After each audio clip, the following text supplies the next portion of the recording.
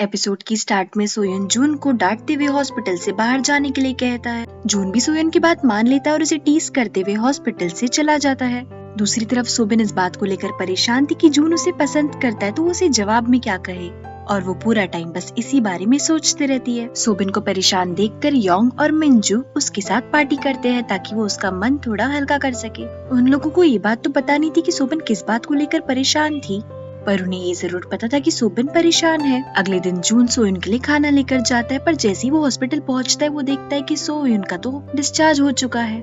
जून सोयन को कॉल करके उसका हाल जानने की कोशिश भी करता है, पर सोयन उसका फोन नहीं उठाता है और जून को ये बात बहुत बुरी लगती है। सोयन अपनी कंस्ट्रक्शन वाली पार्ट टाइम जॉब पर वापस जाता है, पर वहाँ से उसे निकाल दिया जाता है क्योंकि वहाँ के इंचार्ज एक स्टूडेंट को काम पर नहीं रखना चाहते थे, क्योंकि अगर सोयन की जान को कुछ भी हुआ तो सारा ब्लेम उन्हीं पर आएगा। इसलिए बेचारा सोयन भी अभी ही ठीक हुआ था, पर वो आराम करने की जगह अपना पूरा दिन नई पार्ट टाइम जॉब ढूंढने में ही लगा देता है और बदकिस्मती से उसे एक पार्ट टाइम जॉब भी नहीं मिलती। रात में जब सोयन को उसकी मॉम का कॉल आता है तो वो उन्हें बताता है कि वो कोयोन की पढ़ाई की सारी जिम्मेदारी उठा लेगा, तो उन्हें कोयोन की चिंता करने की कोई जरूरत नहीं है।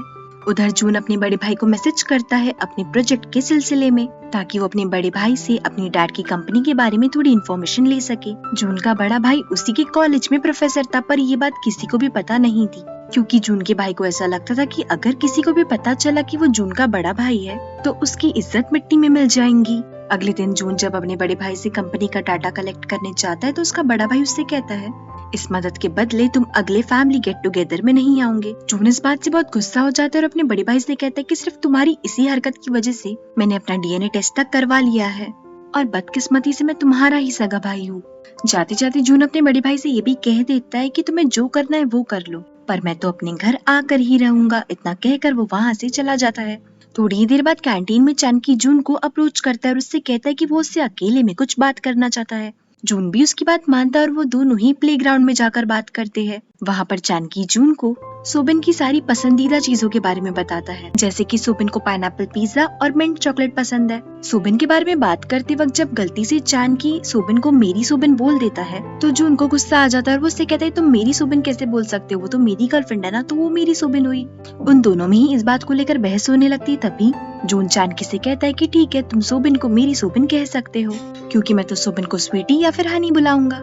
चानकी को इस बात पर थोड़ा गुस्सा आता है, पर वो फिर भी जून की तरफ दोस्ती का हाथ बढ़ाता है, पर जून ही उसका हाथ इग्नोर करके वहाँ से चला जाता है और रास्ते में सोबिन से मिलता है। सोबिन उससे कहती है कि मैं तुम्हें कल रात वाली बात का जवाब देना चाहती हूँ। जून अपने दिल पर हाथ रख लेता है और सोबिन से कहता है कि रुक जाओ, मुझे सांस लेने दो। इसी तरीके से जून अपने आप को पूरी तरीके से रेडी करता है ताकि वो सोबिन का आंसर सुन सके।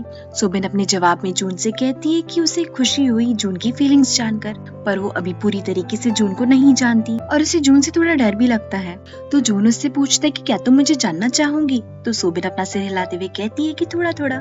सोबिन की ये बात सुनकर जून थोड़ा स्माइल करने लगता है, तो सोबिन उससे कहती है कि मैं तुम्हें सिर्फ इसलिए जानना चाहती हूँ क्योंकि मैं बहुत क्यूरियस हूँ, इसलिए नहीं क्योंकि मैं तुम्हें पसंद करती हूँ। तो जून उससे कहते है कि ठीक है, फिर मैं तुम्हें रोज अपने बारे में एक नई चीज बताऊंगा। इतना कहकर वो सोबिन के साथ थोड़ा फ्लर्ट करने लगता है, पर सोबिन इस बात से थोड़ी एम्बैरेस होती है और वहाँ से चली जाती है। क्लास के बाद जून सोयन से मिलता है और उससे कहता है कि तुम मेरा फोन क्यों नहीं उठा रही हो, और अगर बाकी लोगों को मेरा पैसा यूज करने से प्रॉब्लम नहीं है तो तुम्हें क्यों इतनी प्रॉब्लम होती है। सोयन जून की बात का कोई जवाब नहीं देता और बस चलता ही रहता है। तो जून उसे अपना प्रोजेक्ट मटेरियल देता है जो कि उसने अपने बड़े भाई से लिया था। सोयन जून से वो इन्फॉर्मेशन कलेक्ट करते ही उसे पैसे दे देता है। जून पैसे देखकर हैरान हो जाता है और सोयन से पूछता है कि तुम्हारे पास में इतने पैसे कहाँ से आए, कहीं तुमने मेरा हॉस्पिटल का बिल चुकाने के चक्कर में अपनी किडनी तो नहीं बेच दी। जून सोयन के जैकेट को हाथ भी लगाता है और उससे कहता है कि मुझे तुम्हें चेक करने तो कहीं तुमने सच में तो अपना कोई ऑर्गन नहीं बेच दिया ना। तो सोयन उससे कहता है तुमने मेरा जितना भी हॉस्पिटल बिल भरा था उतना मैंने तुम्हें वापस कर दिया है और अब मेरे पास तुम्हारा कोई कर्ज नहीं है। ये बात सुनते ही जून उससे पूछने लगते तुम एक चीज भूल रहे हो। तो सोयन अपनी डायरी चेक करता है और जून से कहता है कि वो जल्दी उसके वॉच के पैसे भी लौटा देगा। तो जून सेंटी होकर सोयन से कहता है और मैंने जो अपने इमोशंस तुम पर इन्वेस्ट किए उसे तुम कैसे लौटाओगे। जून की इस बात का सोयन कोई जवाब नहीं देता और वहाँ से चला जाता है। तो जून उसे चिल्लाकर कहता है कि तुम मुझसे इतनी आसानी से पीछा नहीं छुड़ा पाओगे। कॉलेज के अंदर सभी लड़कियां सोबिन को ऐसे घूर रही थी जैसे कि वो कोई एलियन हो। दरअसल सभी लड़कियों को लग रहा था कि जून और सोबिन रिलेशनशिप में है और उन्हें इसी बात से सोबिन से जलन भी हो रही थी। एक लड़की तो सोबिन के पास आकर उसे नीचा दिखाने की कोशिश भी करती, ये कहकर कि जून की चॉइस इतनी खराब कैसे हो सकती है। वो लड़की जाते जाते सोबिन को ताना भी मारती है कि देखते हैं तुम्हारा और जून का रिलेशनशिप कितना आगे तक जाता है। सभी लड़कियों के ताने सुनकर सोबिन को इतना बुरा लगता है कि वो जून को कॉल करके मिलने के लिए बुलाती है और उससे पूछती कि क्या तुमने ये रूमर फैलाया कि हम दोनों डेट कर रहे हैं, क्योंकि मुझे पूरा यकीन है कि चांकी इस बारे में किसी को भी कुछ भी नहीं बताएगा। जून को इस बात पर गुस्सा आता है और वो सोबिन से कहता है कि तुम अब भी चांकी की साइड ले रही हो और उसी की वजह से मुझे भी गलत ठहरा रही हो, और अगर किसी ने ये रूमर फैला भी दिया है तो इसमें क्या गलत बात है। वैसे भी ये झूठी तो है कि हम दोनों एक दूसरे को डेट कर रहे हैं। इतना कहकर जून वहाँ से चला जाता है। दरअसल ये रूमर जून की एक फ्रेंड ने फैलाया था, क्योंकि जून और सोबिन को बहुत बार साथ देख उसे लग रहा था कि वो दोनों डेट कर रहे हैं। घर जाते वक्त सब लोग सिर्फ सोबिन को ही घूरे जा रहे थे, जैसे कि सोबिन जून को डिजर्व ही नहीं करती है। ये दृश्य देखकर सोबिन को अपने बचपन की याद आती है, क्योंकि बचपन में भी उसे सब लोग इसी तरीके से चिढ़ाया करते थे। क्योंकि सोबिन के मॉम एंड डैड का डिवोर्स हो रहा था, वो बच्चे सोबिन को अनाथ भी कहते हैं, क्योंकि उन बच्चों को लग रहा था कि जैसे ही सोबिन के मॉम एंड डैड का डिवोर्स हो जाएगा वो दोनों ही किसी और से शादी कर लेंगे और फिर सोबिन को अनाथ आश्रम भेज देंगे।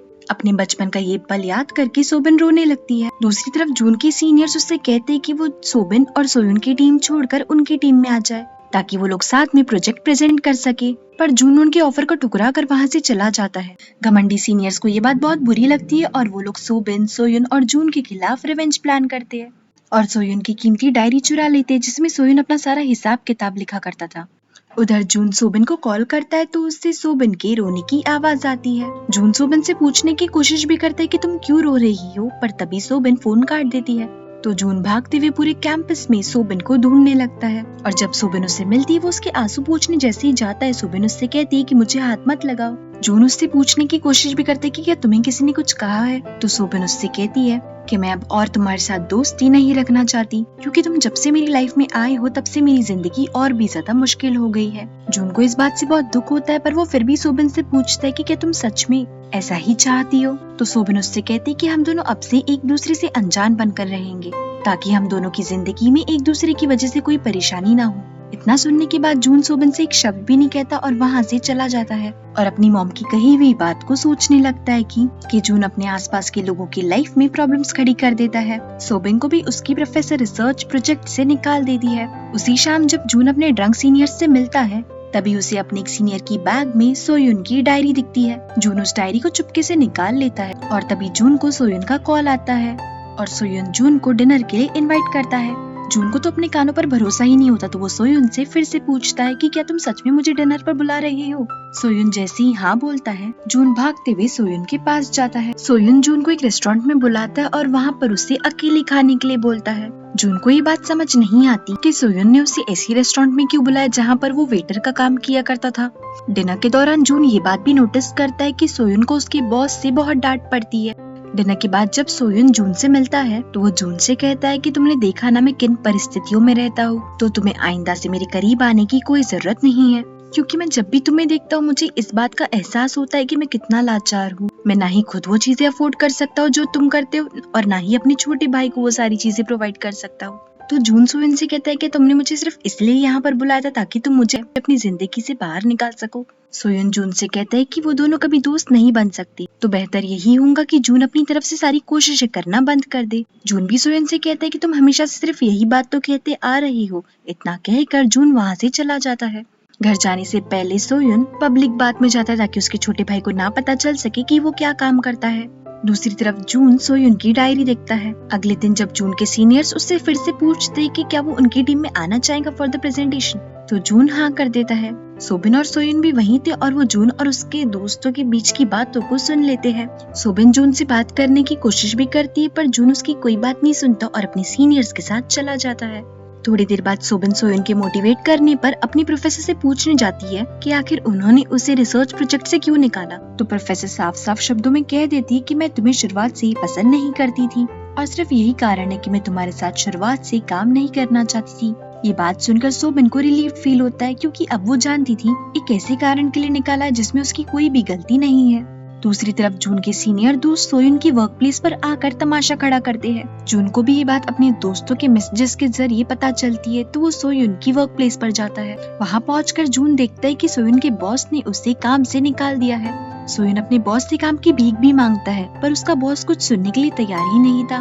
काम हाथ से जाने के दुख में सोयन चुपचाप एक कोने में बैठकर रो रहा था और जून ये सारी बातें देखता है। जून सोयन से कुछ नहीं कहता और वहाँ से जाने लगता है, पर थोड़ी ही देर बाद सोयन उससे पीछे से आवाज देता है और जून से माफी मांगते हुए कहता है कि उस दिन मैंने तुम्हें रेस्टोरेंट में जानबूझकर बुलाया था क्योंकि मुझे तुम पर तरस आ रहा था। मुझे ये भी लगा था कि तुम्हें नाखुश देखकर मुझे बहुत खुशी होगी, पर ऐसा कुछ नहीं हुआ। ये सब सुनने के बाद जून सोयन से कहता है कि मुझ पर तरस खाने से पहले तुम्हें अपने आप को देख लेना चाहिए। सोयन जून को कंसोल करने की कोशिश करता है, पर जून उसकी बातों को इग्नोर करके गुस्से में वहाँ से चला जाता है। अब जून को इस बात का डर सता रहा था कि अगर वो सोयन के करीब भी किया तो कहीं वो उसकी लाइफ में भी प्रॉब्लम्स खड़ी ना कर दे। और इसी सीन के साथ एपिसोड खत्म होता है। Thank you so much everyone for watching this video till the end. I hope आपको ये वीडियो पसंद आई हो। जाने से पहले प्लीज वीडियो को लाइक और चैनल को सब्सक्राइब करना मत भूलना। मिलते हैं नेक्स्ट एपिसोड के एक्सप्लेनेशन में। Till then please take care of yourself. See या।